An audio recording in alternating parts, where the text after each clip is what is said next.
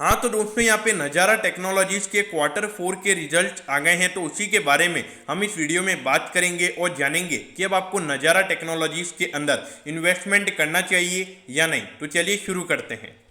तो देखिए सबसे पहले अगर हम यहाँ पे टोटल रेवेन्यू की बात करें तो टोटल रेवेन्यू यहाँ पे 7% क्वार्टरली बेसिस पर गिरकर 125 करोड़ पे यहाँ पे कंपनी का टोटल रेवेन्यू निकल कर आया है। तो रेवेन्यू जितना गिरा है उतना ही यहाँ पे कंपनी का नेट प्रॉफिट गिरकर 76% गिरकर 4 करोड़ रुपीज यहाँ पे कंपनी का नेट प्रॉफिट निकल कर आया है।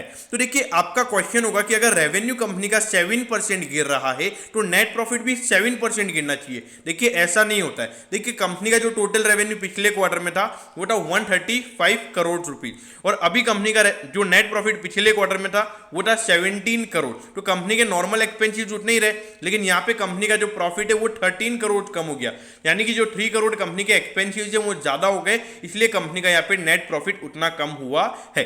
तो देखा जाए तो क्वार्टरली बेसिस पर यहाँ पे कंपनी के रिजल्ट बिल्कुल भी अच्छे नहीं हैं।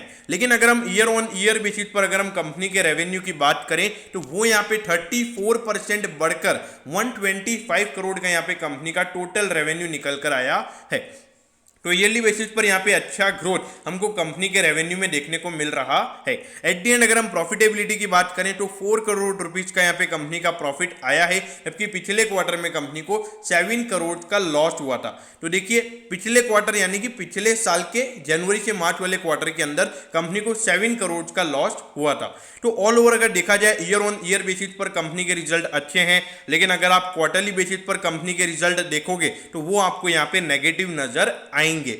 लेकिन देखा जाए ये वाई नहीं है, ये क्वार्टर ऑन क्वार्टर है, ये मेरी गलती की वजह से लिखा गया है, तो उसके लिए मैं आपको सॉरी बोलता हूँ।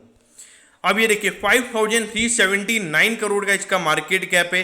अगर आप देखोगे इसका प्राइस टू अर्निंग रेशियो आपको दिखेगा नहीं, क्योंकि कंपनी लॉस में है, और प्राइस टू बुक रेशियो अगर आप देखोगे तो वो यहाँ पे 8.96 टाइम्स है। तो देखा जाए इसका कोई मेन कंपटीटर मार्केट में है नहीं है, लेकिन इसको कंपेरिजन किया जाता है इंडस्ट्री के जो स्टॉक्स हैं, जैसे इन्फो है, जो क्या सबका बिजनेस अलग है, लेकिन ये जो गेमिंग इंडस्ट्री का स्टॉक है ऐसा कोई स्टॉक यहाँ पर नहीं है, तो मेरे ख्याल से इसका कंपेरिजन किसी के साथ नहीं किया जा सकता है। अब ये देखिए मेन अगर आप यहाँ पे प्रॉफिटेबिलिटी पे फोकस मत कीजिए, आपका फोकस यहाँ पे रेवेन्यू पे होना चाहिए, क्योंकि यहाँ पे ये लगातार इन्वेस्टमेंट कर रहे हैं, लगातार यहाँ पे R&D पे काम कर रहे हैं कि कैसे नए नए गेम मार्केट में लॉन्च किए जाए। तो इसलिए यहाँ पर इनका जो एक्सपेंस है वो हमेशा ज्यादा रहने वाला है। खास करके यहाँ पे कंपनी ने खुद ने बोला है कि आने वाले 3 साल तक तो यहाँ पर आपको ज्यादा प्रॉफिटेबिलिटी के एक्सपेक्टेशन नहीं होने चाहिए अगर आप यहाँ पर शेयर होल्डर हैं तो देखिए यहाँ पे कंपनी लॉस में आ गई थी, लेकिन रेवेन्यू यहाँ पे लगातार बढ़ रहा है, वो एक पॉजिटिव इंडिकेशन है।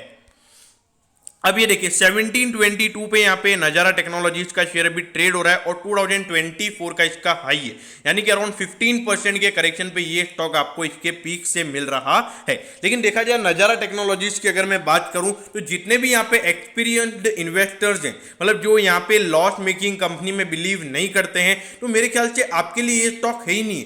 यहाँ पे उनको इन्वेस्टमेंट करना है जो ग्रोथ पे बिलीव करते हैं, जो यहाँ पे मेन प्रॉफिटेबिलिटी पे बिलीव नहीं करते हैं। देखिए अगर नज़ारा टेक्नोलॉजीज यहाँ पे जिस तरीके से इनका एक एग्रेसिव अप्रोच है, अगर आप देखोगे लगातार यहाँ पे R&D पे काम किया जा रहा है, लगातार यहाँ पे कैसे नए गेम्स आए, कैसे नया ज़्यादा मार्केट शेयर यहाँ पे गेन किया जाए, यहाँ पे मेन कंपनी का फोकस है। कंपनी का मेन फोकस यहाँ पे कंपनी की मैनेजमेंट ने खुद ने ऐसा बोला है कि आने वाले 3 साल तक उनका मेन फोकस यहाँ पे प्रॉफिटेबिलिटी नहीं है, उनका मेन फोकस है ज्यादा मार्केट शेयर। और उनका ऐसा मानना है कि अगर अच्छा मार्केट शेयर अगर वो एक बार गेन कर लेते हैं तो प्रॉफिटेबिलिटी उसका बाय प्रोडक्ट है, उनको प्रॉफिटेबिलिटी बाद में आराम से मिल जाएगा। तो इसीलिए यहां पर आपको as a long term investor सोचना पड़ेगा, एक एग्रेसिव अप्रोच है। अगर आप यहां पे एक एग्रेसिव अप्रोच से सोचते हैं और अगर आने वाले टाइम पे जो कंपनी की मैनेजमेंट कर रही है एक अच्छा खासा मार्केट शेयर अगर वो गेन कर लेते हैं, फिर वहां पर उनको ज्यादा अगर उनका एक्सपेंस नहीं रहता है तो उस समय जो प्रॉफिटेबिलिटी आएगी तो उस वक्त जो शेयर जिस तरीके से भागेगा तो उस वक्त आप उसको एंजॉय करोगे। लेकिन यहाँ पे जो ट्रेडिशनल वे ऑफ इन्वेस्टमेंट करते हैं हम, जहाँ पर अगर देखा जाए तो कंपनी अगर लॉस में तो हम उसमें इन्वेस्टमेंट करना थोड़ा इग्नोर करते हैं। लेकिन यहाँ पर आपको ये चीज़ें समझनी होगी, और मार्केट में डिमांड एंड सप्लाई का गेम, अगर इस स्टॉक की अगर हम बात करें तो सप्लाई भी स्टॉक का कम है, तो इससे एक प्रीमियम वैल्यूएशन, ये एक और बात होती है कि उससे ये प्रीमियम वैल्यूएशन पर आपको ट्रेड होता हुआ नजर आएगा। लेकिन अगर फ्यूचर में अगर डिमांड मतलब अगर सप्लाई ज़्यादा होता है शेयर्स का, तो फ्यूचर का मेरे ख्याल से कुछ और चेंजेस यहाँ पर हो सकते हैं।